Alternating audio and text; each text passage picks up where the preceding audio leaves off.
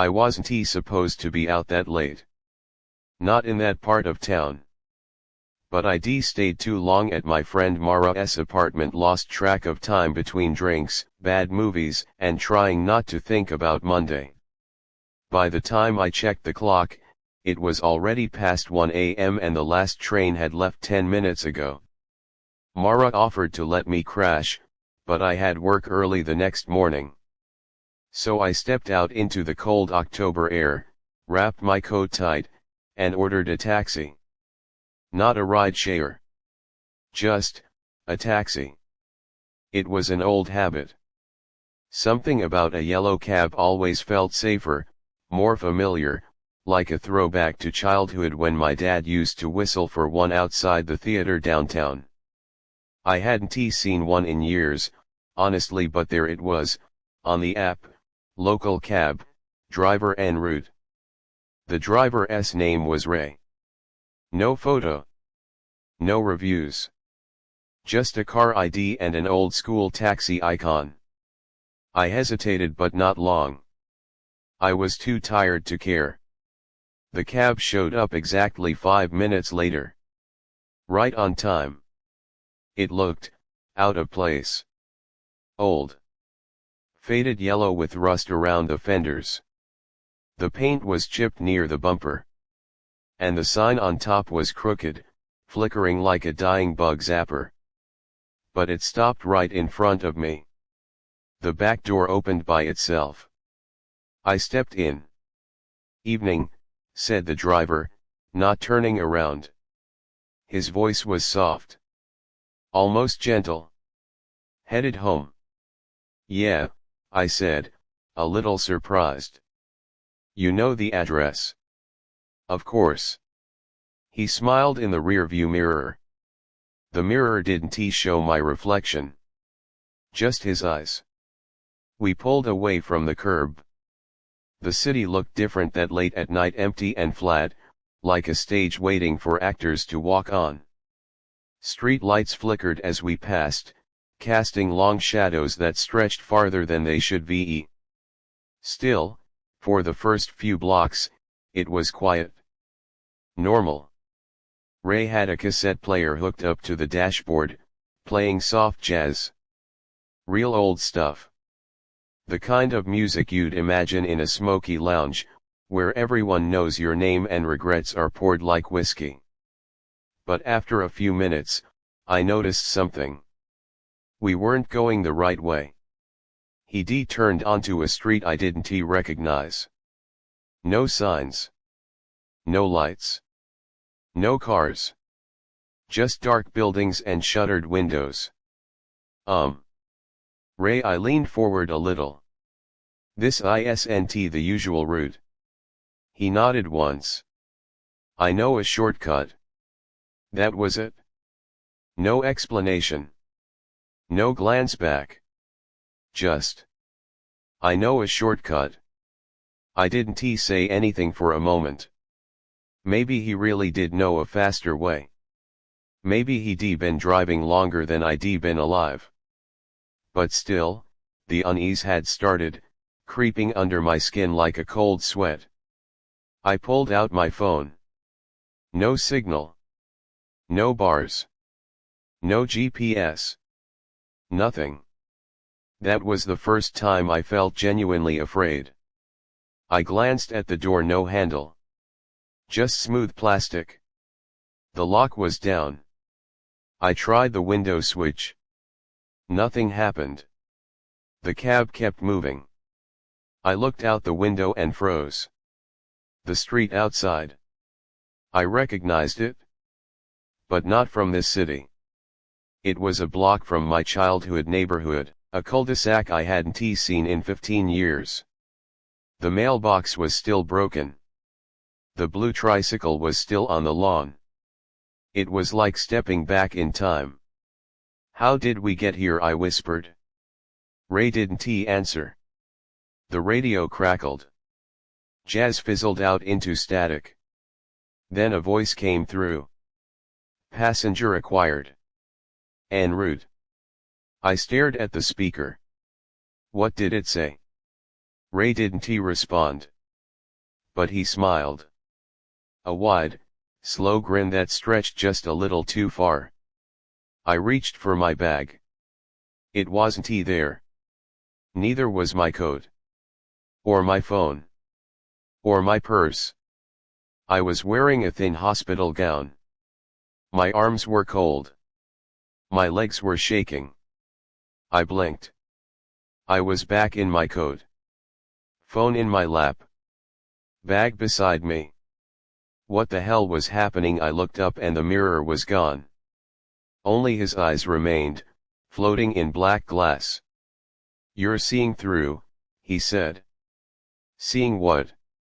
"The road beneath the road." The air grew colder. My breath fogged the glass.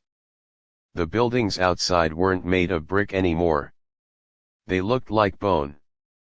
Piled skulls. Stretched skin. My mouth felt dry. "Where are you taking me?" Ray didn't speak. But the radio answered. "One fare. One ride. One soul." I kicked the seat. Screamed. Tried to open the door. No use. The taxi kept driving. And ahead of us, in the distance, I saw a red light spinning. Not like a traffic light, no, this was something alive. Turning. Calling. And something inside me remembered it. Like I'd been here before. Like I never left. The road curved sharply downward. The cab didn't slow. Shadows ran alongside us, people in hospital gowns, children with hollow eyes, men with missing faces. I screamed louder. Ray drove faster.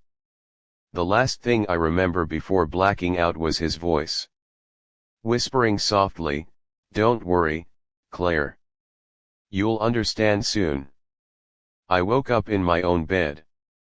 Morning sun. Phone fully charged. Everything, fine. Except my hands. They smelled like diesel. And on the bedside table, a taxi receipt. No amount. No destination. Just one line of text. Fare paid. I told myself it was a dream. That's what you do, right when something makes no sense, when it wraps around your mind like cold wire, cutting just deep enough to bleed memory. You rationalize. You compartmentalize. You shove it in a dark corner and tell yourself, it didn't happen. The receipt was gone when I looked again. I even laughed. Nervously, sure, but still. What else could I do? I took a shower. Brushed my teeth. Went to work. Tried to forget. And it almost worked. Until I saw the cab again. It was parked across the street from the office. Same cracked paint. Same flickering sign. Same empty driver's seat. I froze on the sidewalk. And then the back door opened. Not wide, just a creak.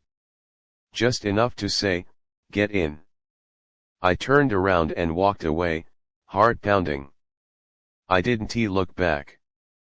But that night when I left work, it was waiting again. And again the next night. On the third night, it wasn't across the street. It was in my driveway. The engine wasn't running, but the headlights were on.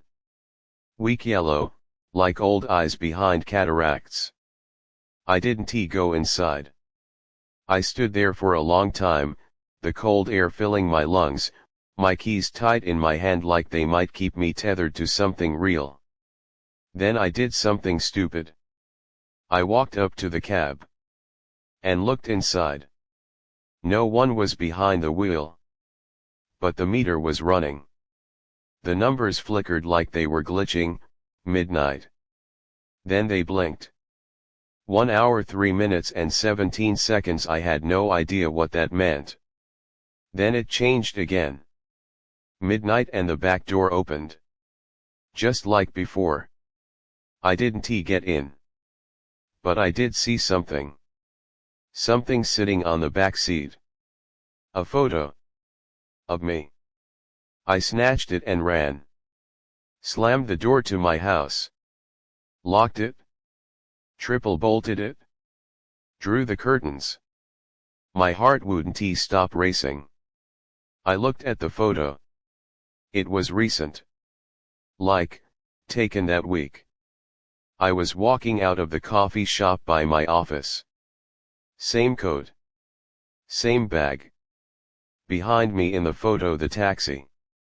Same plate. Same driver. Only now he was looking straight into the camera. And smiling. I stayed awake the whole night. No sleep. But at some point maybe around 4 o'clock a.m. I blinked. Just blinked. And when I opened my eyes, I wasn't in my house anymore. I was back in the cab. "Good evening," Ray said, as if we'd just picked up where we left off. "No," I whispered.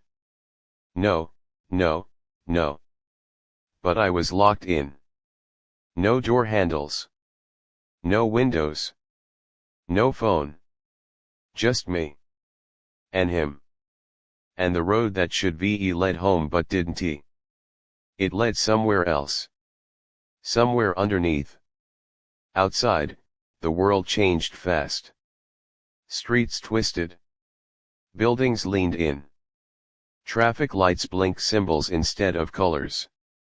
People on the sidewalks didn't walk. They glided. Mouths moving too fast, eyes flickering white. And overhead no stars. Just a pulsing red spiral. "Where are we?" I asked. Ray didn't answer. But the meter spoke, 2 hours. Then, 1 hour 58 minutes and 31 seconds. It was counting down. "Let me out," I said. Ray chuckled. "That's not how this works." I screamed. Slammed the window. Tried to kick the glass. Nothing. He kept driving. I noticed something in the mirror, or what used to be the mirror. It no longer reflected the cab. It showed something, below. A giant wheel turning in darkness. People strapped to it. Bound by chains of light. Screaming in silence. The road under the cab was transparent now. Beneath us, a city on fire. Skyscrapers melting. Cars crashing into each other in endless loops. A purgatory built from every tragic ending you've ever imagined. And I realized, this wasn't a ride. This was a collection. And I was next. I looked down at my hands. They were bruised. Scratched. Fingernails broken. "Had I been here longer than I thought, Ray," I said. "Please. What is this?" He looked back for the first time. And I wish he hadn't. His face was wrong. Not monstrous. Just off. Too smooth. Too symmetrical. As if someone had painted a man's face over something else. And his eyes, God, his eyes were not human. They were reflections. Of me. 100 clairs, all screaming in silence inside his pupils. Then he said it, "You called me." "No, I didn't." "Oh, but you did. That night. When you were scared. When you chose the old app. You reached across." "Across what?" He smiled again. And pointed upward. I looked and saw the roof of the cab wasn't there. Above us, the sky torn open. And I. Massive. Watching. And I knew it saw only me. Ray spoke softly. "This cab doesn't take you home. It takes you where your soul already knows it belongs." The meter hit, 1 second. I screamed, kicked, clawed. Midnight. The cab stopped. Outside, a door. Wooden. Ancient. Carved with symbols. I didn't want to go through it. But the cab door opened. And something pulled me. I woke up in my house again. Clothes torn. Hands raw. The photo gone. The receipt gone. But in my email a single new message. No sender. No subject.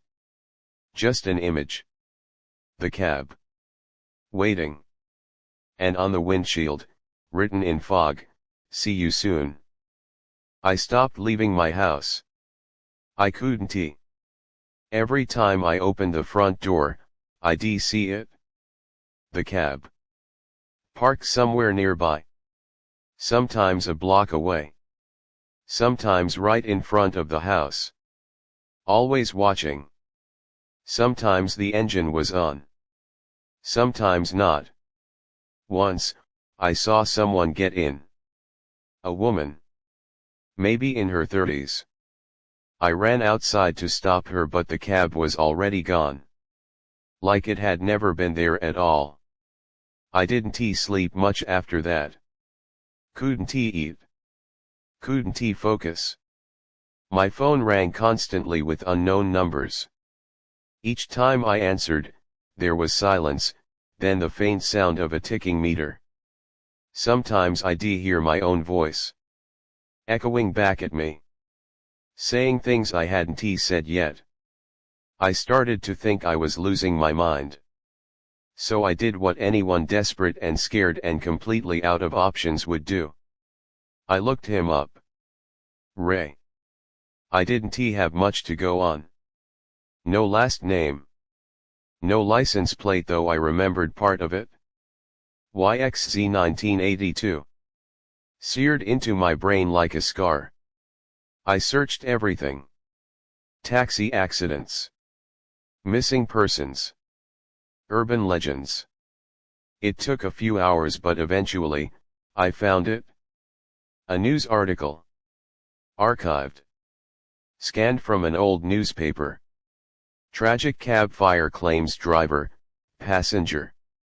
October 19, 1982. Exactly 43 years ago. A single car accident. A yellow cab veered off the road, crashed into a concrete barrier, and burst into flames. The driver's name was Raymond Stillman. 61 years old. No family. No survivors. The passenger's name was never released. What struck me most was the photo. The cab. The same cab. Down to the bent antenna and faded paint. Even the cracked local cab sign. And the driver's photo, Ray. Exactly as I'd seen him. Not a day younger. That's when the emails started. At first, just one, subject, fair due. Body, you're late. No sender. Then, subject, unpaid balance. Body, one way in. No way out. Then a third, subject, history repeats. Attachment, a black and white photo. The back seat of a cab. Someone screaming. It looked like me. I ran to the police. What could I even tell them? There's a dead guy in a ghost cab stalking me across dimensions, right? I told them I was being followed. That someone was messing with me. They checked traffic cams. There was nothing. No cab. Not once. I turned to the internet. Message boards. Paranormal forums. Anything. And on one forgotten thread, buried 10 pages deep, I found something. A post from 2009. Anyone else see the yellow cab with no plate? Smelled like burning rubber and cologne. Driver didn't blink. Took my brother, he never came back. Another reply, 2013, my cousin saw it in Detroit. Same cab. Driver offered her a ride home. She said no. A week later, She got in. Never saw her again. Then another. Then another. All describing the same cab. The same driver. The same disappearances. The next night, I saw Ray again. Not in the cab. In my hallway. I blinked and he was gone. But the carpet was wet where he stood. Smelled like gasoline. I fell to my knees and cried. What did he want? Why me? What did I do? I couldn't sleep that night. I dug deeper into the news archives. Cross-referenced names from the threads. Locations. Dates. And that's when the pattern hit me. October 19th. Every year. A cab appears. One person disappears. Always alone. Always late at night. And always after entering a cab that wasn't supposed to be there. The same driver. Raymond Stillman. Died in 1982. Never buried. The body was never recovered. Burned to ash, the report said. But what if something else had come back? I don't know what made me do it, but I drove to the crash site. It took hours to find. A stretch of highway near the river. Cracked concrete. Overgrown brush. There was no marker. No sign anything had ever happened there. But I saw it. A scorched patch. Blackened earth in the shape of tire tracks. And in the middle a driver's license. Mine. Melted at the edges. I picked it up with shaking hands. On the back, in black ink, drive or die. That night, the cab wasn't outside. It was in my garage. Engine running. Rear door open. The driver's seat empty. Keys in the ignition. I didn't remember opening the garage. Or leaving the house. Or walking into the cab. But I was sitting there, behind the wheel. Breathing hard. Hands on the wheel. Radio whispering, "She's ready." And the meter it blinked. Midnight then, 59 minutes and 59 seconds. Counting down. This time, I didn't scream. I drove. I didn't know where I was driving. The roads were there, sure, paved in something blacker than asphalt, lined with telephone poles that screamed when I passed. But there were no signs. No buildings. No stars. Just that spiral sky spinning overhead like a wound that never heals. The meter ticked down. 58 minutes and 21 seconds, 57 minutes and 43 seconds. I tried to turn the wheel, but the cab moved on its own. It knew the way. Or maybe I did. The radio whispered. Not music. Not news. But names. Each one hit me like a punch to the gut. My old teacher from elementary school. A neighbor from childhood. That girl who went missing in high school, Jessica. I remember the flyers.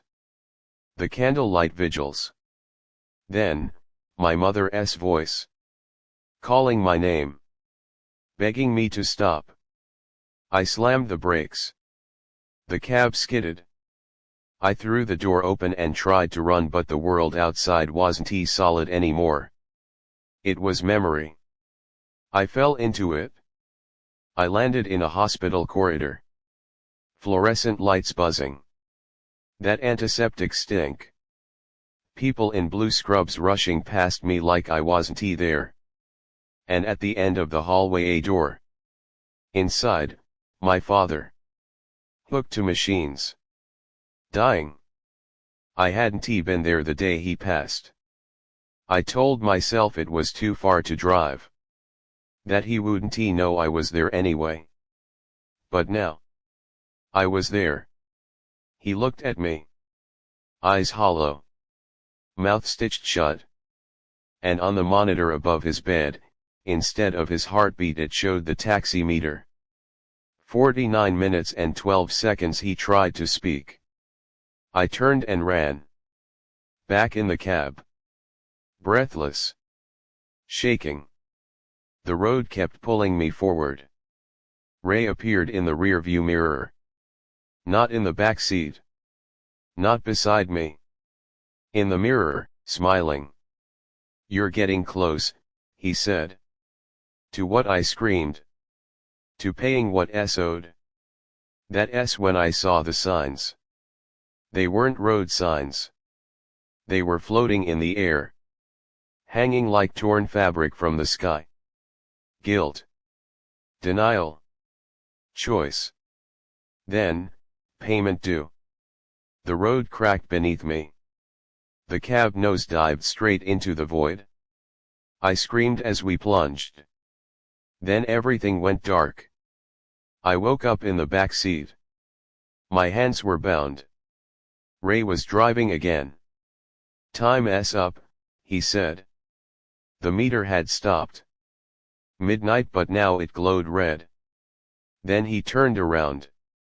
"Remember what you did?" he asked. I shook my head. "You called me. Not just once. Every time you tried to disappear. Every time you lied to yourself. Every time you wished you were someone else. I didn't." "You did." He reached into the glove box and pulled out a small, charred book. I recognized it. From my childhood. A leather-bound diary. One I thought I lost in a house fire when I was 12. He tossed it in my lap. "Read it." I opened it. The pages were burned but not destroyed. Each one showed a different entry. Horrible confessions. A prank that went too far. A friend who nearly died because of it. How I watched it happen. How I laughed. A stolen test. A false accusation. A girl suspended in my place. Lies. Manipulations. Secrets. All of them mine. Some I didn't even remember until now. But the cab remembered. It didn't just carry the lost. It carried the truth. Ray pulled over. Outside, a burning city. No sky. Just smoke and shadow and distant screaming. "Where are we?" I whispered. Here Ray smiled. "This is the terminal." The door opened. A figure waited outside. It was me. Older. Empty-eyed. Wearing the same clothes I was now but soaked in blood. She reached in and grabbed my hand. "Time to pay," she whispered. And I understood. The fare wasn't money. The fare was everything I tried to bury. I screamed. Fought. Tried to escape. But Ray didn't stop me. He just watched. As the other me dragged me out. What happened next you won't believe it, Robin. But here's the truth. I woke up in a new cab. Clean. Modern. Different company. Behind the wheel, a woman this time. She looked tired. Hollow. I was in the driver's seat. The keys were already in the ignition. A name tag on the dash, Claire. The meter ticked. 1 hour and in the rear view a man got in. Looked confused. Scared. He said, "Sorry, I didn't mean to call you." I turned around and smiled. "It's okay," I said. "You already did. I've been driving for years now. I don't age. I don't sleep. I don't get out. The road just goes on. It shifts, bends, bleeds. Sometimes it's a highway under a lightning streaked sky, sometimes it's a cobblestone alley where shadows breathe. Sometimes it's a frozen overpass in the middle of a snowstorm that never stops falling. And always, the meter runs. At first, I thought I could quit.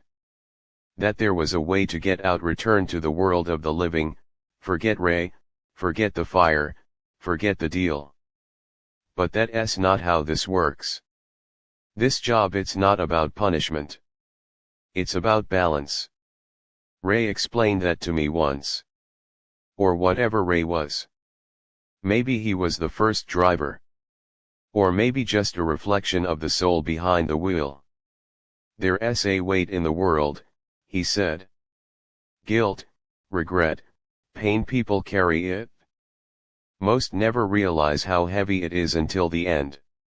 I asked him why people get in the cab. They don't mean to, he said. They call it. Sometimes with a whisper. Sometimes with a wish. Get me out of here. Take me away. I can't do this anymore. You know the kind. And I did. I had whispered those things too. The thing is, the cab hears. And it always answers. Not right away. Not when you want it to. But when the balance tips. You'll see it at a red light. Or at the edge of a storm. Or parked outside your house in the fog at 3:03 a.m. It doesn't honk.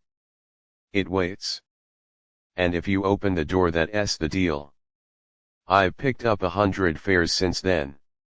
A man who abandoned his family and spent his whole life running.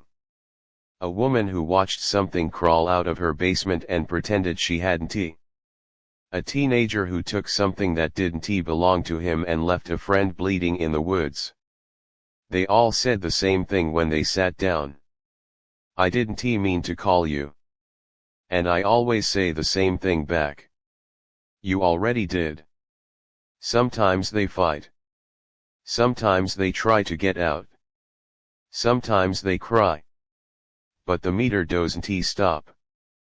59 minutes and 59 seconds, 59 minutes and 58 seconds. 59 minutes and 57 seconds, and at the end they get a choice. Pay the fare. Or take the wheel. I remember the day I gave up the fight. Ray stood beside me, outside the cab, while my other self, the girl I used to be, faded into smoke behind the tail lights. You're not a monster, he said. You're a mirror. Then he handed me the keys. And walked into the dark. I never saw him again. But sometimes I think I pass him. On the road. In other cabs. Other lives. Maybe there are more of us. Maybe this road is a web, and every driver is just a spider keeping the weight from tipping too far. Tonight, I picked up a new fare. Young guy. Hoodie. Twitchy hands. Smelled like rain and weed and fear. He looked at me funny and said, "Hey, have we met before?" And for a second, just a flicker, I saw myself reflected in his eyes. Before the fire. Before the lies. Before the ride. No, I said. But I've been waiting. He didn't ask where we were going. He didn't have to. The road already knew. And if you're ever alone on a dark road, Robin, if you see a yellow cab in the fog, with a meter already ticking down, don't get in. Don't even wave it down. Because if you do, you're not just going for a ride. You're making a choice. And you don't come back from this one.